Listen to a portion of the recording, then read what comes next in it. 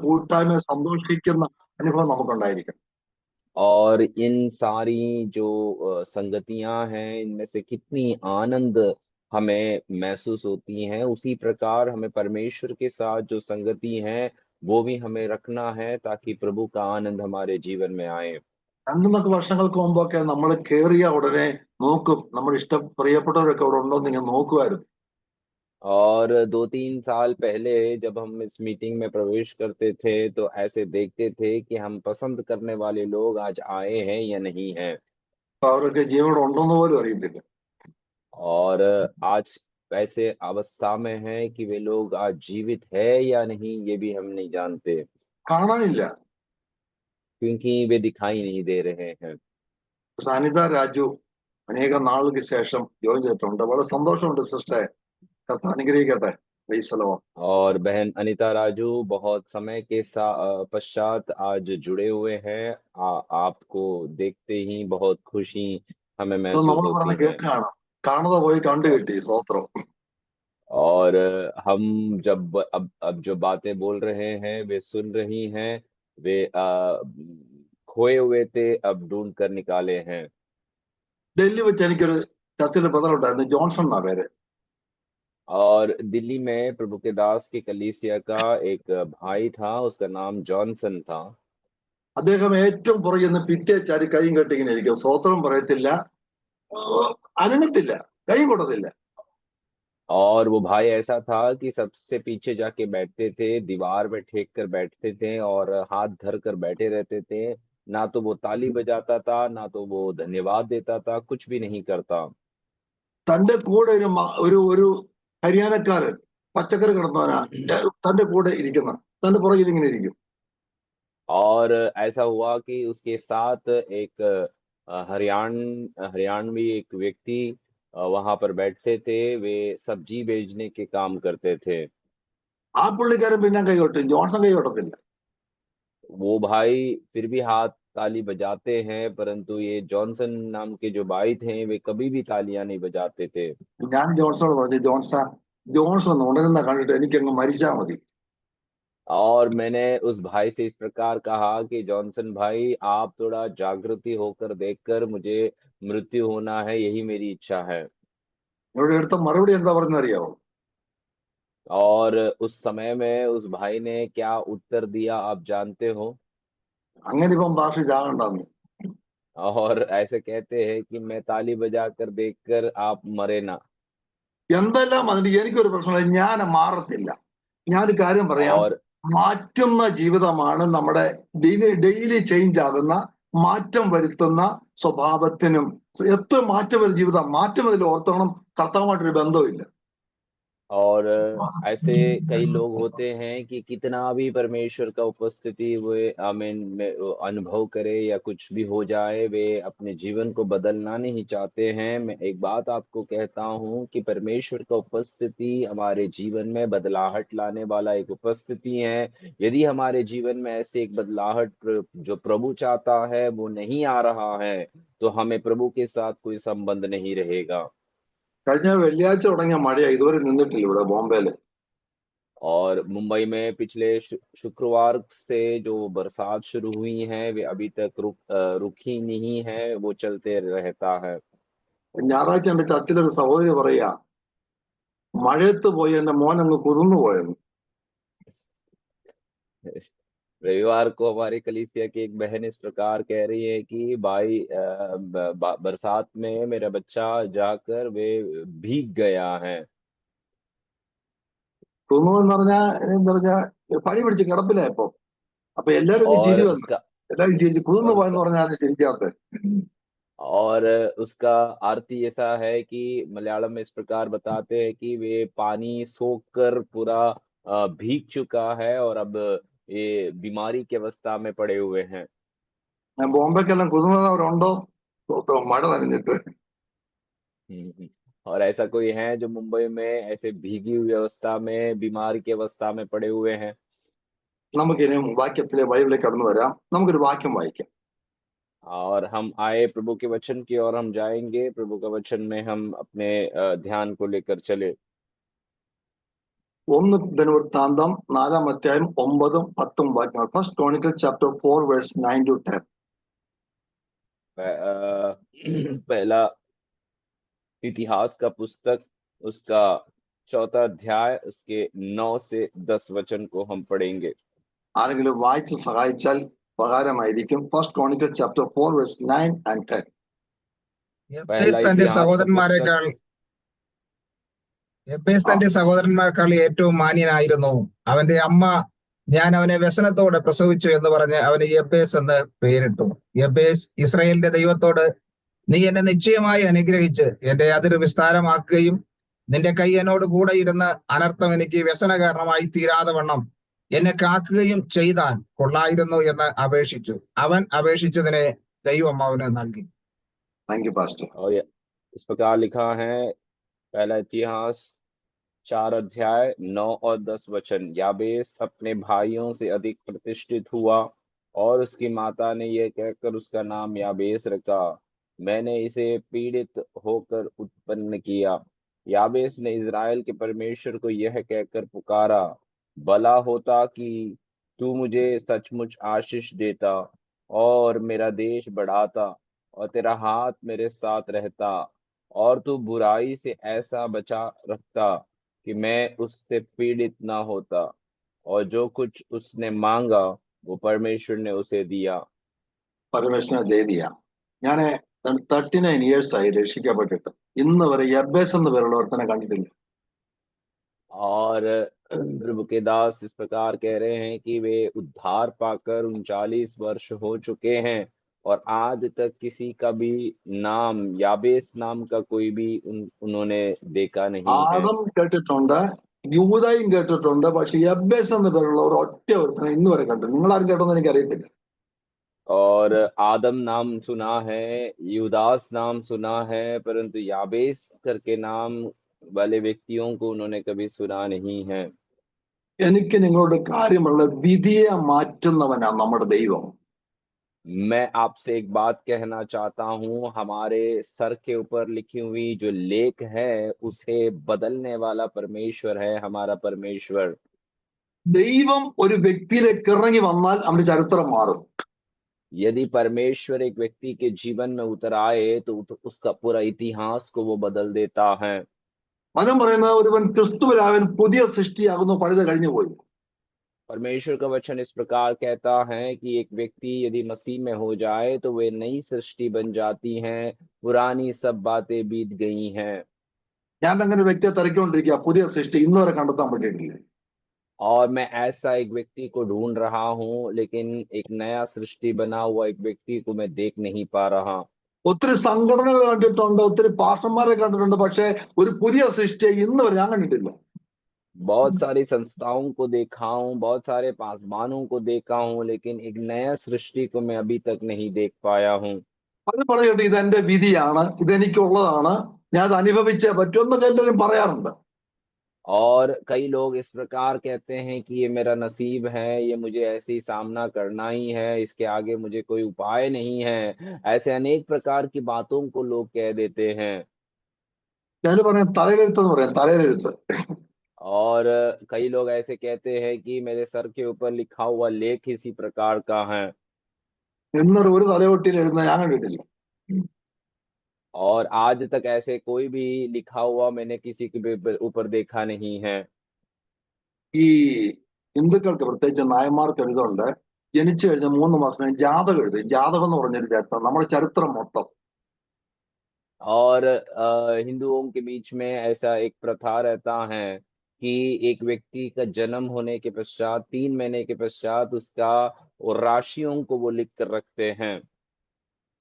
എന്നിട്ട് ജാതകത്തിന്റെ അവസാനം ശുഭം എന്നൊരു എഴുതുണ്ട്, എന്നിട്ടൊരു പൊയ്ക എന്ന് പറഞ്ഞാൽ തീർന്നു, നാള് തീർന്നു. और उसका राशि लिखने के अंत में शुभ करके कुछ बातों को लिखते हैं और वहां उसका अर्थ यह है कि यहीं पर वे खत्म हो गया है. ഇത്രാമത്തെ ഇങ്ങനെ സംഭവിക്കും, 21ാമത്തെ ഇങ്ങനെ സംഭവിക്കും. അപ്പൊ ഈ ജാതകത്തിൽ എഴുതിയിട്ടുണ്ടായിരുന്നു എന്റെ 21ാമത്തെ വയസ്സിൽ പാമ്പ് കടിക്കും. और ऐसे जब प्रभु के दास के राशियों को जब लिखा गया था तब उनने ऐसे बताए थे कि 21वें उम्र में उनको सांप डसेंगे. 22-ാമത്തെ വയസ്സിലാണ് വിശ്വാസത്തിൽ വരുന്നത്. എന്നെ പാമ്പ് നോക്കി ചിരിച്ചിട്ട് പോലും ഇല്ല. और 22वें उम्र में वे विश्वास में आए हैं, लेकिन प्रभु के दास इस प्रकार कहते हैं कि आज तक किसी सांप ने देखकर हंसा भी नहीं है। അന്ന് എനിക്കൊരു മനസ്സിലായ മനുഷ്യനാണോ മനുഷ്യന്റെ ചരിത്രം എഴുതുന്നത്? तब एक बात मुझे निश्चय हुआ कि क्या मनुष्य एक मनुष्य का चरित्र लिख सकता है।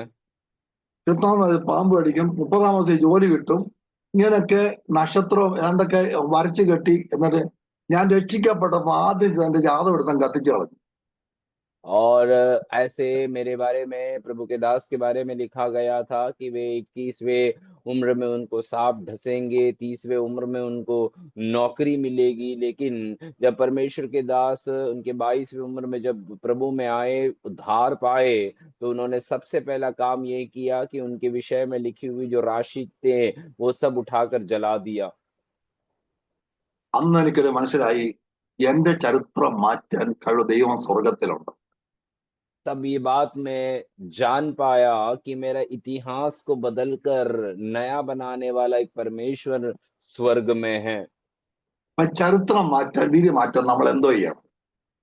और ऐसे हमारे ऊपर जो लिखी हुई लेख हैं या हमारा इतिहास है, उसे बदलने के लिए हमें क्या करना पड़ेगा? ഈ 1 ദിനവൃത്താന്തം 4-ാം അധ്യായം മുഴുവൻ വംശാവലിയാണ് രേഖപ്പെടുത്തിയിരിക്കുന്നത്. ജീനിയോളജി, വംശാവലി. और एक पहली इतिहास का पुस्तक 4था अध्याय में हम पूरा पढ़ें तो पूरी रीति से वंशावलियों के बारे में दर्ज किया गया है। ഇസ്രായേലിലെ പ്രസിദ്ധ കുടുംബമായ യഹൂദ ഗോത്രത്തിലാണ് ഇദ്ദേഹം ജനിച്ചിരിക്കുന്നത്. और इज़राइल के प्रसिद्ध परिवार यहूदा के गोत्र में ये व्यक्ति का जन्म हुआ है। അപ്പൊ യഹൂദയുടെ കൊച്ചുമക്കൾ ഒരാളായിട്ട് വരും ഈ യബ്ബേസ്. और यहूदा का परपोते के रूप में ये याबेस नाम का व्यक्ति आएगा। അമ്മ അവനെ പേരിട്ടത് വ്യസനപുത്രൻ എന്നാ, ദുഃഖപുത്രൻ, സൺ ഓഫ് സോറോ. और याबेस की माता ने याबेस के नाम इस प्रकार से इस अर्थ के साथ रखा कि मैं बहुत पीड़ित होकर उसे उत्पन्न किया हूँ। അങ്ങനെ ആരെങ്കിലും പേരിടുവോ? क्या कोई अपने बच्चों का नाम इस प्रकार से रखेंगे? ദുഃഖപുത്രൻ ജനിച്ചു. और उसका अर्थ है कि ये मेरे लिए पीड़ा से उत्पन्न हुई एक बेटा है। വളർന്നോറും ഞാൻ ദുഃഖപുത്രനാ, ഞാൻ ദുഃഖപുത്രനായിട്ട് അങ്ങ് മരിക്കും. ഇങ്ങനെ അവന്റെ എന്റെ വിധിയാ. എന്റെ പേരെങ്ങനാ? വ്യസനപുത്രൻ. और ये याबेस अपने जीवन भर ये बात को याद करते रहेंगे कि मैं एक पीड़ित रूप से जन्म हुआ बेटा हूँ या लड़का हूँ या व्यक्ति हूँ, और इसी प्रकार उसका मृत्यु भी आमीन हो जाएगा, क्योंकि उसके बारे में लिखा हुआ बात यही है। ഇരിക്കുന്നവനെ മറ്റുള്ള കളിയാക്കുമായിരുന്നു, ദുഃഖപുത്രൻ എന്ന് വിളിച്ച് കളിയാക്കുമായിരുന്നു. और हो सकता है कि कई लोग उसकी मजाक भी उड़ाए होंगे कि तेरा नाम का अर्थ यह है कि तू पीड़ा में जन्म हुआ एक बेटा है। മറ്റുള്ള മുമ്പാകെ അന്റെ ജീവിതത്തിന്റെ വിധിയാണ് ചിന്തിച്ച് വളരെ നിന്ദ്യവും അപമാനമുള്ള ജീവിതമായി അവൻ മാറി. हो सकता है कि दूसरों के सामने एक बड़े निंदित और अपमानित एक पात्र बनकर वे अपने जीवन को जी रहे हैं। അവന് പറയും എനിക്കിതൊന്ന് മാറ്റണം. और वो इस प्रकार कह रहा है कि मुझे ये अवस्थाओं को मेरे जीवन से बदलना है। എന്റെ പേര് മാറ്റാൻ എന്തെങ്കിലും കഴിവുണ്ടോ? എന്ന് കഴിയുമോ? क्या कोई मेरा नाम बदल सकता है? क्या किसी से संभव है? ഒരു കാര്യം മനസ്സിലായി, എന്റെ സ്വന്തം കഴിവുകൊണ്ട് പറ്റത്തില്ല. और एक बात उसे ये बात का निश्चय हुआ कि वे अपने खुद की ताकत से ये बात को कभी अपने जीवन से कर नहीं पाएंगे। സ്വന്തമായിട്ട് സാധ്യമല്ലെന്ന് അവന് ബോധ്യമായി. और स्वयं से उससे अपने जीवन में यह संभव नहीं है, ये बात का निश्चय उसे हो गया। പക്ഷെ അവന് ഒരു ദർശനമുണ്ടായി.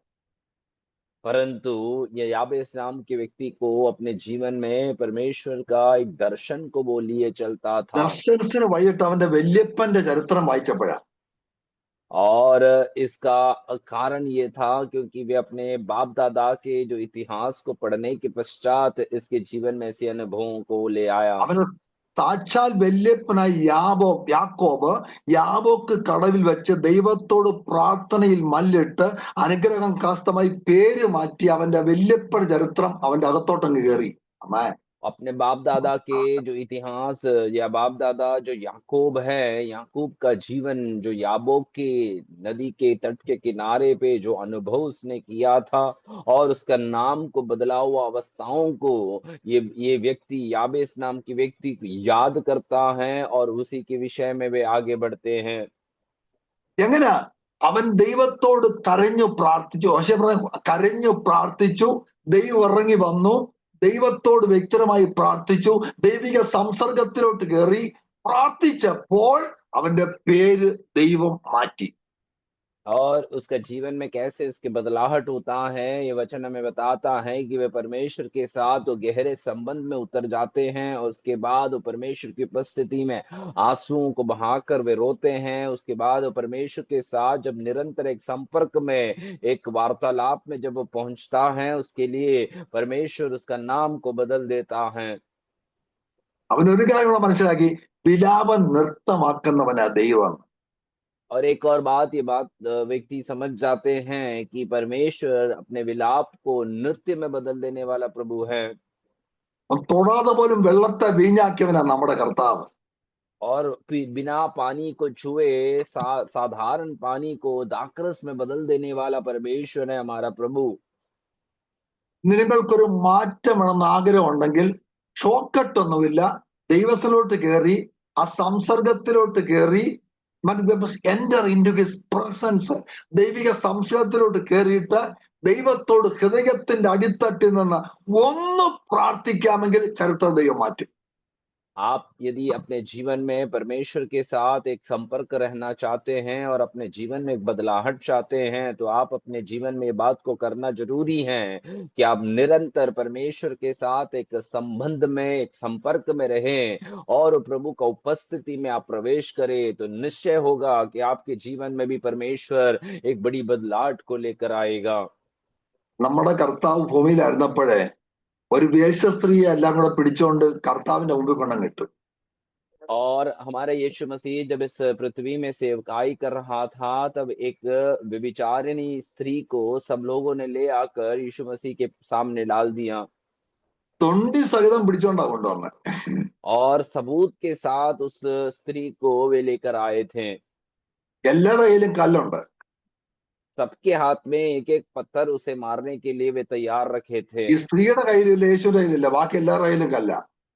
सिर्फ इस स्त्री के हाथ में और यीशु के हाथ में कोई पत्थर नहीं थे, परंतु बाकी सभी लोग एक पत्थर लेकर तैनात थे। ആദ്യം ആരെയും ഉദ്ഘാടനത്തിനാ കൊണ്ടുവന്ന ഇവിടെ, പക്ഷെ ആരാദ്യം എറിയുന്നത്?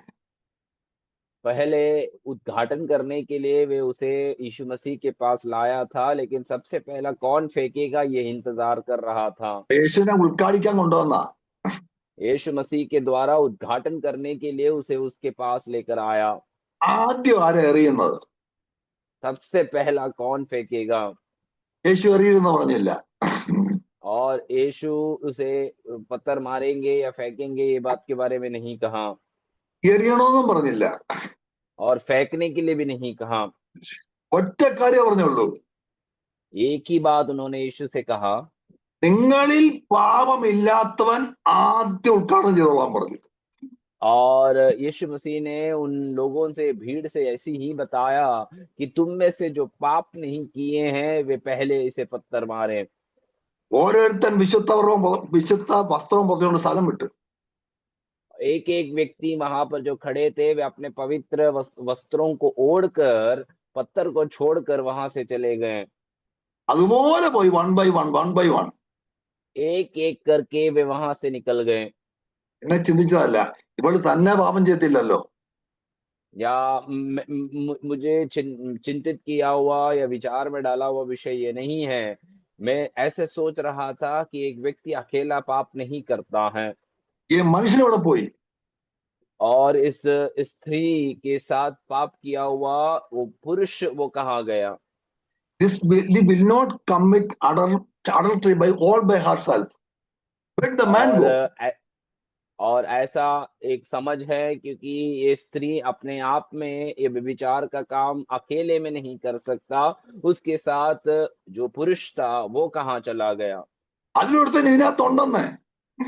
और हो सकता है कि उनमें से एक व्यक्ति ये पत्थर मारने के लिए उसके अंदर ही उस भीड़ में उपस्थित होंगे। പക്ഷെ കർത്താവിനറിയാതെ. यीशु मसीह ये बात को जानता था। കർത്താൻ അറിഞ്ഞതുകൊണ്ട് എഴുതാൻ തുടങ്ങി, ആ പേരിലൊന്ന് ചലിക്കാൻ തുടങ്ങി. और यीशु मसीह जब ये बात को जानने लगा तो वो अपने हाथों से उस मिट्टी पर कुछ तो कर रहा था, लिख रहा था। എല്ലാത്തിനും നല്ല പരീശന്മാരല്ല, പളപള തുടങ്ങുന്ന വെള്ള ഷർട്ടാ ഇട്ടിരിക്കുന്നത്. और उससे भी अच्छा सभी जो भीड़ में उपस्थित थे वे फरीसी थे, अच्छे अच्छे वस्त्रों को, कमीजों को पहन रखे थे മീശ ഒടിച്ച് കോഴിമുട്ട പോലെ ഇരിക്കുന്നു. और अपने सब कुछ दाढ़ी मूछ हटाकर वे एक ऐसी एक ढंग में वे वहां पर उपस्थित हैं। പക്ഷെ എല്ലാം 1 by 1 ആയിട്ട് പോയി. लेकिन ऐसा हुआ कि उनमें से सभी लोग एक एक कर कर वहां से छोड़कर चले गए സ്ത്രീയും യേശു മാത്രം ശേഷിച്ചു. और अंत में उस स्त्री और यीशु मसीह ही वहां पर शेष रह जाते हैं അവരുടെ ചരിത്രം യേശു അന്ന് മാറ്റി. और उस स्त्री का इतिहास को परमेश्वर ने उस दिन बदल दिया। അവക്കറിയാം ഞാൻ കല്ലെറിഞ്ഞ് ചാകണ്ടവളാ. और ये बात वो स्त्री भी जानती थी कि उसे पत्थर मारकर मार दिया जाने के लिए ठहराया गया एक अवस्था में ഒരു है। മനുഷ്യനും എന്നെ സഹായിപ്പാൻ സാധ്യമല്ല. कोई भी व्यक्ति उस समय उस समाज में उसे बचा नहीं सकता, യേശു അവിടെ ചരിത്രം മാറ്റി. लेकिन यीशु मसीह ने उसके जीवन का इतिहास को हमेशा के लिए बदल നിയമം दिया। മാറ്റി. നിയമം മാറ്റി. उसके लिए जो नियम था वो यीशु मसीह ने बदल दिया। ദാനിയേലിന്റെ പുസ്തകം ഒരു വാക്യമുണ്ട്. ദാനിയേൽ പറയാ, പ്രാർത്ഥിക്കുന്നവൻ പറയാ, അവൻ കാലങ്ങളെയും സമയങ്ങളെയും മാറ്റുന്നു. और डैनियल की पुस्तक में एक वचन इस प्रकार का है, वो डैनियल इस प्रकार परमेश्वर के बारे में कह रहा है कि वे युगों को और समयों को बदलने वाला परमेश्वर है। ഞാൻ ഈ മെസ്സേജ് തീരുമ്പോൾ നിങ്ങളിൽ എല്ലാവരും ഒരു വലിയ മാറ്റം കർത്താവായിരിക്കും. നമ്മളിൽ എല്ലാവരും മാറ്റം और ഉണ്ട്. इस There must be संदेश को changes जब मैं in our life. समाप्त करता हूँ संदेश को നമ്മുടെ जब मैं समाप्त സ്വഭാവത്തിന്, करता हूँ, मैं अपने जीवन में ये विचार कर रहा हूँ कि आप सभी के जीवन में एक बदलाहट आना है, एक बड़ी एक बदलाहट हमारे जीवन से दिखाई देना है।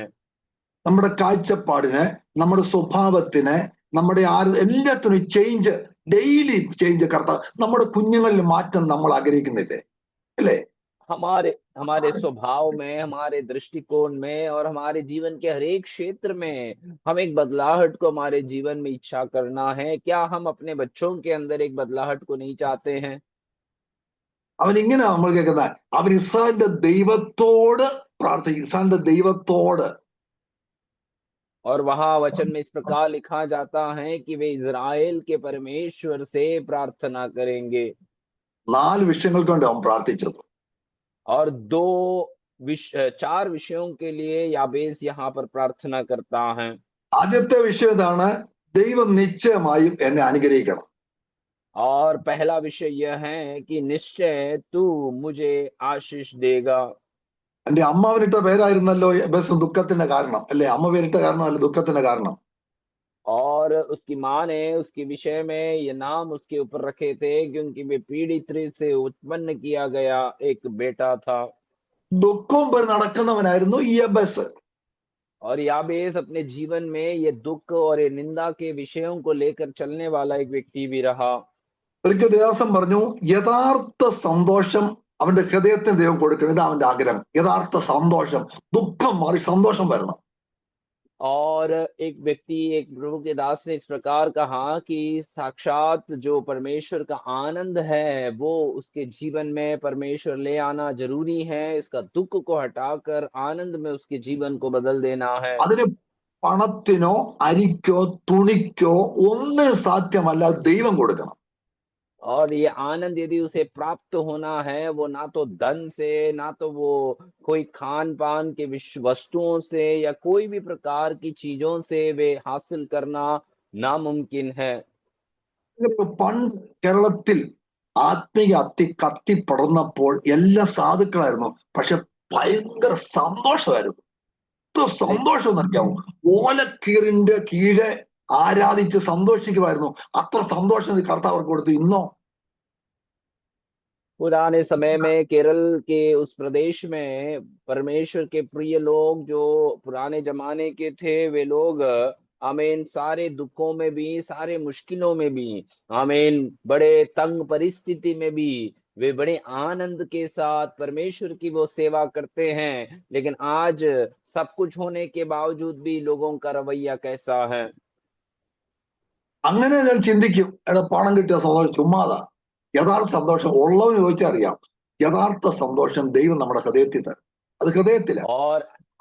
और हो सकता है कि लोग ऐसे अपने जीवन में सोचेंगे कि यदि थोड़ा पैसा या धन मिल जाता तो मैं बहुत खुशी रह सकता था, लेकिन ये सब व्यर्थ बातें हैं प्रियो। ये सच्चा परमेश्वर का जो आनंद है वो हमारा हृदय से बाहर निकलना है। ഭൗമിക കാര്യങ്ങൾ നമ്മുടെ ജഡത്തിന് സന്തോഷം തരും, പക്ഷേ ഹൃദയത്തിന് സന്തോഷം തരത്തില്ല. അതുകൊണ്ട് और ദൈവം भौतिक ദൈവം നമ്മുടെ ഹൃദയത്തിൽ തരണം.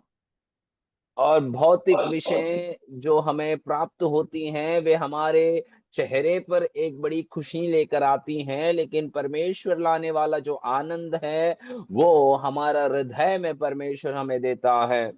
യേശു സമരക്കാരത്തോട് എന്താ പറയുന്നത് അറിയാമോ? ഈ വെള്ളം കുടിക്കുന്നതിനൊക്കെ പിന്നെയും ദാഹിക്കും, ഞാൻ കൊടുക്കുന്ന വെള്ളം കുടിക്കണം, നിത്യജീവങ്കിലേക്ക് ജീവോറവയാകുന്നു. അത് തൃപ്തിയുണ്ട്, ആനന്ദമുണ്ട്, സന്തോഷമുണ്ട്. അത് അനുഭവിക്കുന്നവർക്കായി ഞാൻ കർത്താവിനെ സ്തുതിക്കുക. ആമേൻ. और यीशु मसीह है जो सामरी स्त्री से इस प्रकार से कहता है कि इस कुएं के पानी को जो पीता है वो फिर से वो प्यासा रहेगा, लेकिन मैं जो पानी तुम्हें देता हूँ वो यदि तुम पिए तो कभी प्यासा ना रहेंगे, क्योंकि अनंत जीवन का रास्ता इसी में है।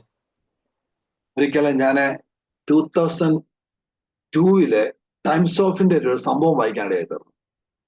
और 2002 साल में टाइम्स ऑफ इंडिया के अखबार में मैंने एक ऐसे घटना को मैंने पढ़ने के अवसर मुझे मिला।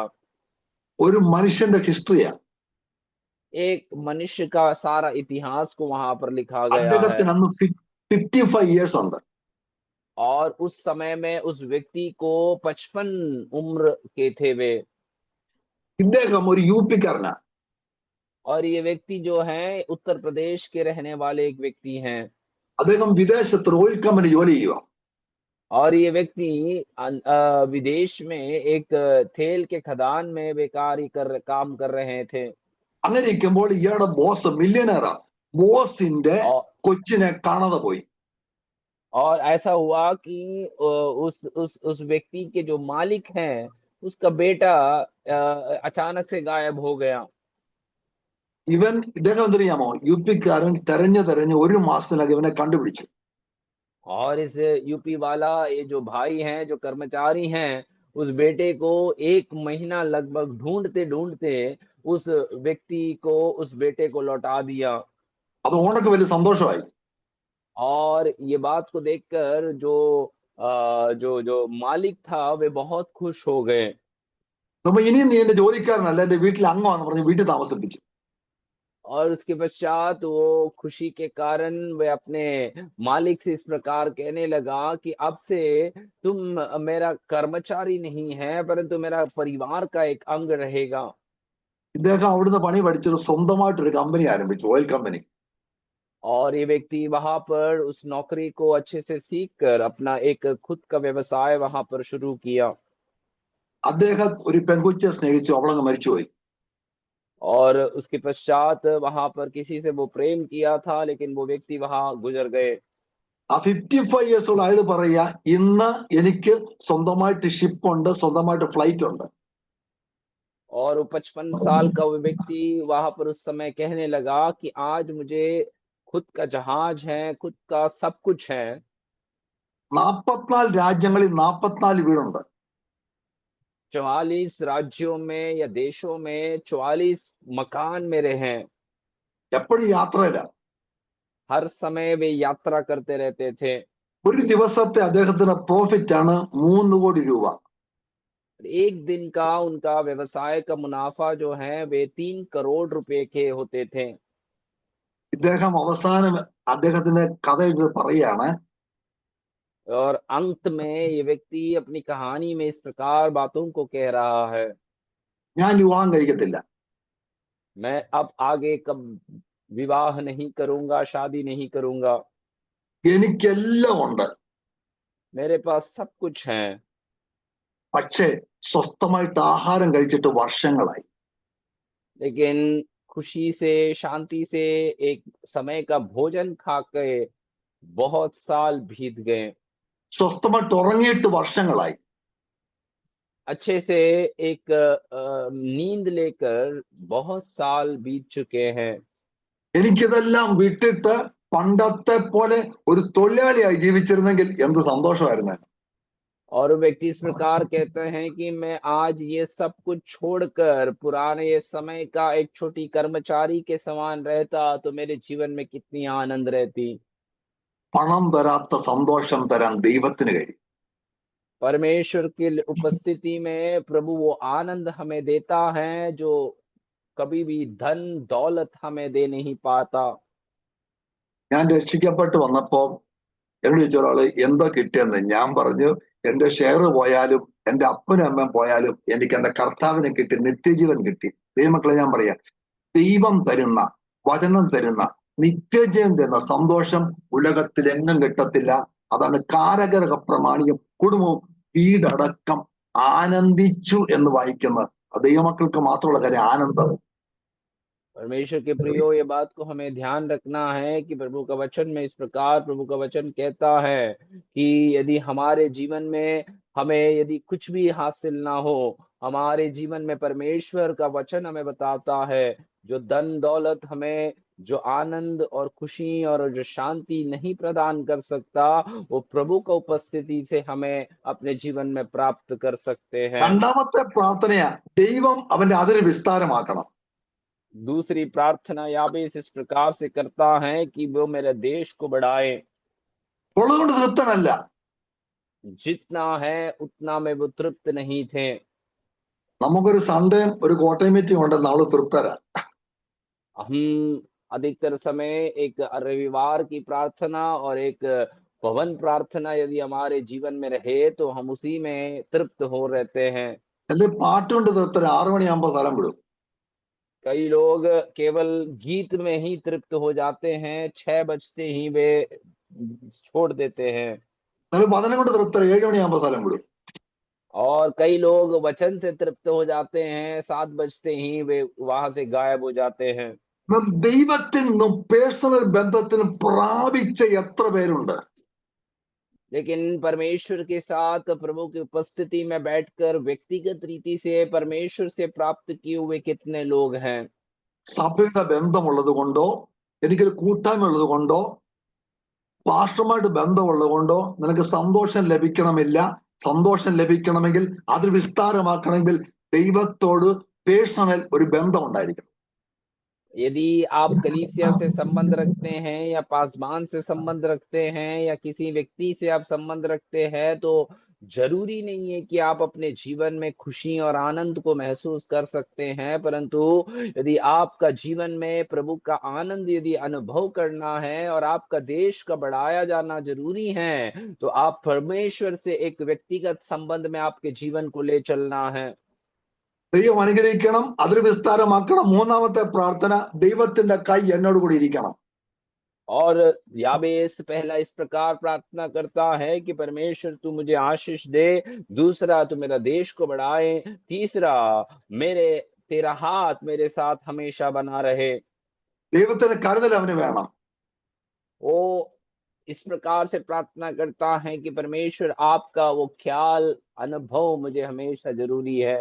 അതിനൊറ്റ മാർഗമുള്ളൂ, എന്റെ വല്യപ്പന്റെ ദൈവത്തോട് വ്യക്തിപരമായി പ്രാർത്ഥനയിലൂടെ ആ ദൈവസ്ഥാനത്തോട്ട് കയറി, enter into God's presence, കയറി ആ മുഖം ദർശിച്ച് പ്രാപിക്കത്തക്ക നിലയിൽ അവനായിത്തീരണം.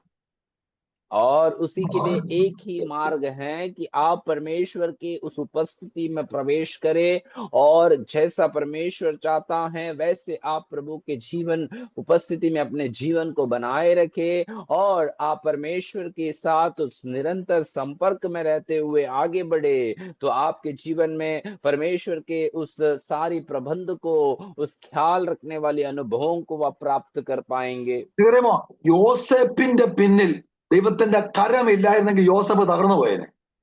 और ये बात को हमें समझ में आते हैं कि यूसुफ के पीछे यदि परमेश्वर का हाथ नहीं रहता तो यूसुफ अपने जीवन में नष्ट हो जाता।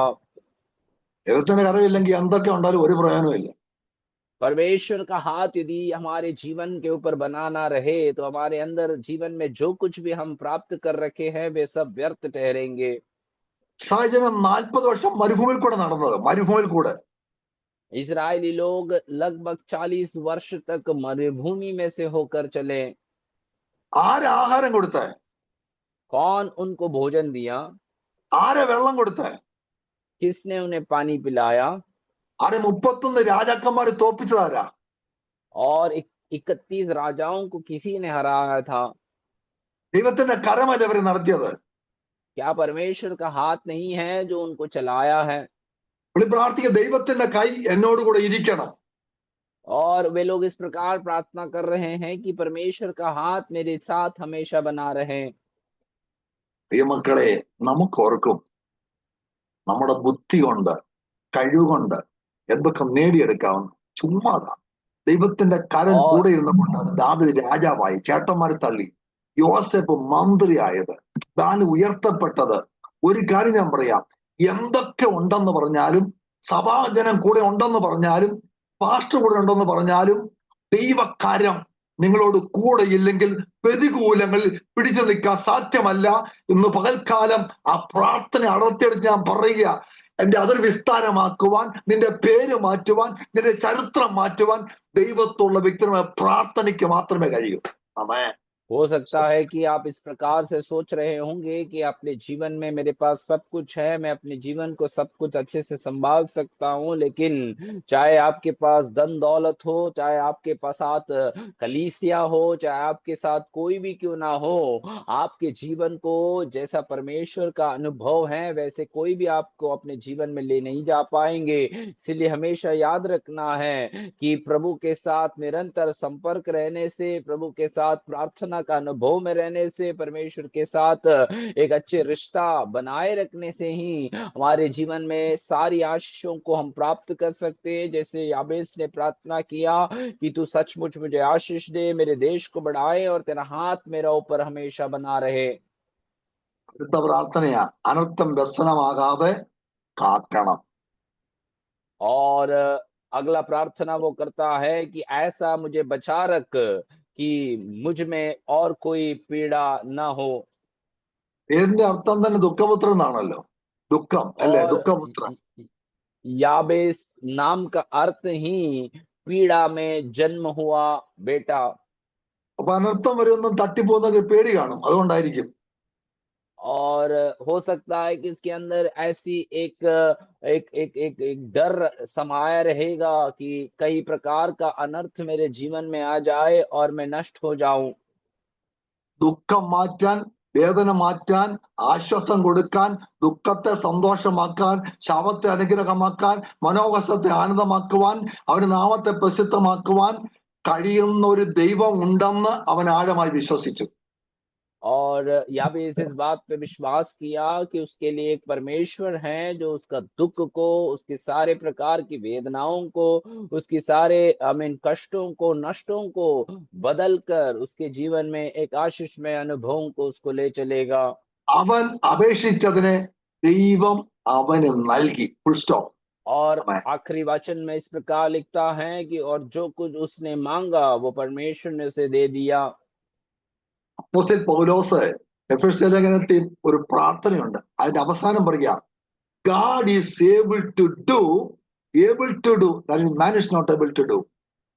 See, ഞാൻ ഇംഗ്ലീഷിൽ പറഞ്ഞതിന്റെ കാര്യം അത് ക്ലിയർ ക്ലാരിറ്റി ആണ്. We cannot do anything. Our sources are limited. Our power is limited.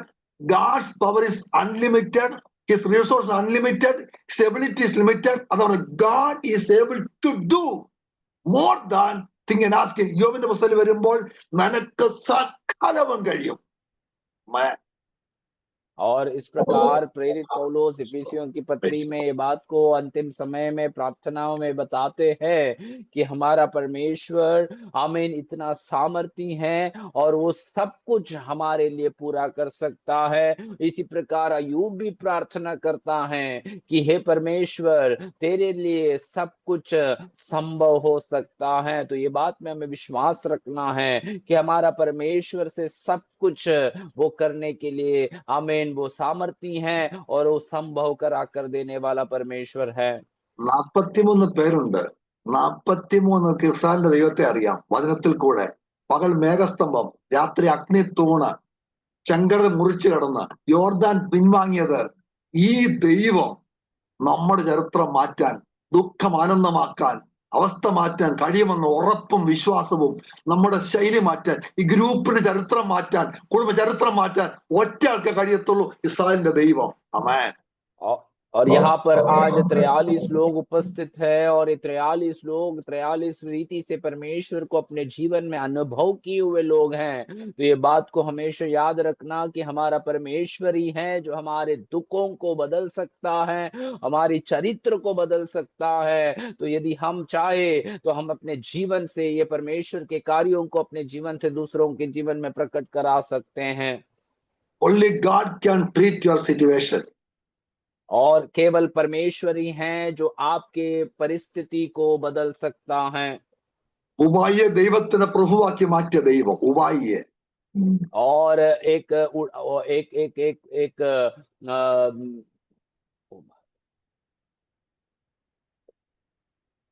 ഉപായി tricky, एक चालाक व्यक्ति को एक प्रभु में बदलने वाला परमेश्वर है हमारा प्रभु। ഒരിക്കലേ ഈ ചിലപ്പോൾ ചില വാക്ക് ഹിന്ദിയിൽ നിന്ന് കിട്ടും. ഒരു കല്യാണ ശുശ്രൂഷയ്ക്ക് ഒരു പാസ്റ്റർ ഇങ്ങനെ പ്രസംഗിക്കുക, നിന്റെ ഭാര്യയോട് കയ്പായിരിക്കരുതെന്ന്. और एक बार कई ऐसे शब्द हैं कई जो हमें असमंजस में डाल देता है। तो एक दफनाने की सेवकाई में एक प्रभु के दास इस प्रकार बता रहा, ओके सॉरी, एक शादी की सेवकाई में परमेश्वर के दास इस प्रकार एक नए जोड़े से कह रहा था कि तुम अपने पत्नी से कभी भी कड़वे रूप में नहीं रहना है। അപ്പം പുള്ളി പറഞ്ഞ് अपना पत्नी से കടുവാപ്പൻ नहीं रखना. അപ്പോഴാ മറ്റേ പുള്ളി പറഞ്ഞറിയാം, അത് തന്നെ ഞാൻ പറഞ്ഞു നിന്റെ ഭാര്യയോട് കടുവ കളിക്കരുതെന്ന്. ये अच्छा से मलयाली लोग समझ जाएंगे. ചില വേർഡ് നമ്മൾക്ക് അതിൽ നിന്ന് കിട്ടും. നമ്മുടെ ഇവന്റെ ബുദ്ധിമുട്ട് മാറ്റാൻ, ഉപായത്തെ മാറ്റുവാൻ, അവന്റെ ചരിത്രം മാറ്റുവാൻ ഒറ്റ ആൾക്ക് കഴിയത്തുള്ളൂ. അങ്ങനെയെങ്കിൽ നമ്മുടെ ചരിത്രം മാറ്റുവാൻ ഒറ്റ കഴിയത്തുള്ളൂ. മുഴങ്കാലിൽ ദൈവത്തോട് പ്രാർത്ഥിക്കുക. God of Israel is still alive, he is still on the throne. Amen.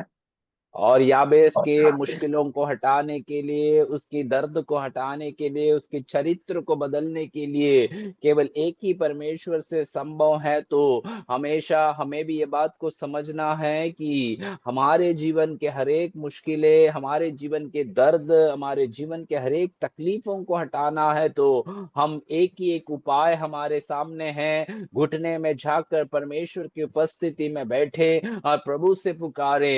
वो हमारा जीवन का हर एक परिस्थिति, हर एक अवस्था को, हमारे इतिहास को बदलने के लिए सामर्थी परमेश्वर है। ഒരു ഹന്ന അവള് ദൈവസന്നിധി ചെന്ന് അവള് കരഞ്ഞു, ഇസ്രായേലിന്റെ ചരിത്രം ആ കണ്ണിൽ കൂടെ ദൈവം മാറ്റി. और मैं आपसे बताता हूं कि हन्ना के विषय में कि हन्ना परमेश्वर की उपस्थिति में जाकर रोकर प्रार्थना करती हैं और वचन हमें बताता है कि उसकी प्रार्थना से इज़राइल का चरित्र में एक बदलावट आता है। God can change the course of history to the people who are really close to him. Amen.